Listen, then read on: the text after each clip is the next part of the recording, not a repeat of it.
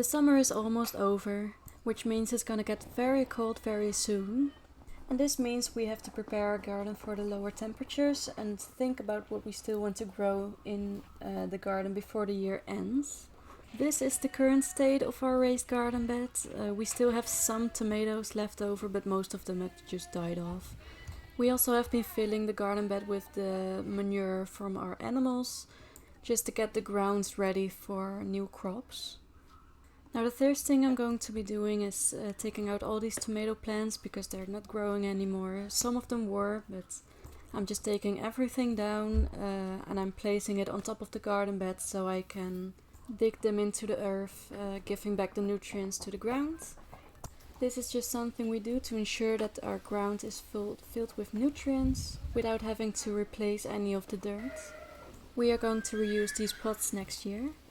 While I'm digging in the animal manure and the tomato plants, I'll talk about what my plans are for this autumn. Now, as most of you all know, I live in the Netherlands and the winters here are not that cold.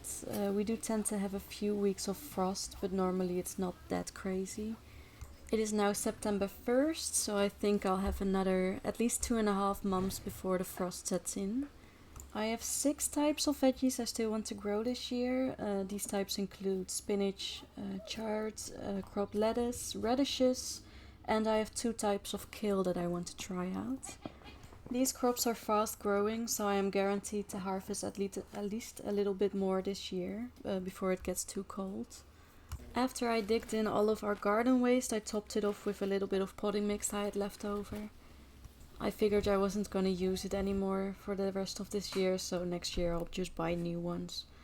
And after that our garden bed looked like this. It's way better than what we started off with. And now I can lay out all of the seeds that I want to be using. I came up with this layout, so this is what it's going to be.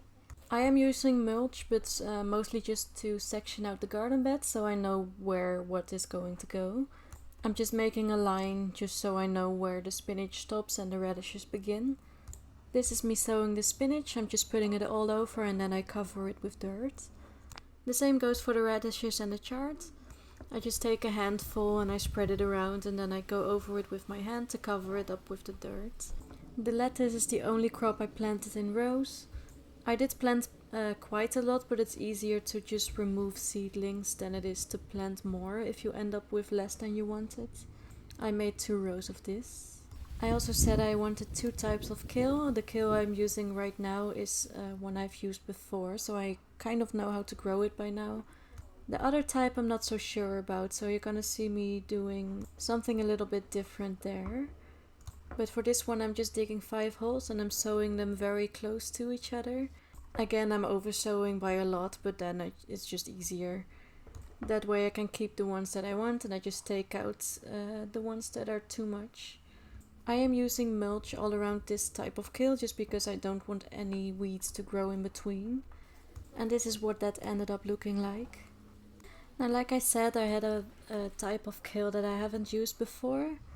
And there were also no instructions on the packaging. So for this one I took out a pot with dirt that I still had standing around. I just sewed this quite close together. These will get pretty large, so I'll just take out the ones that look the best.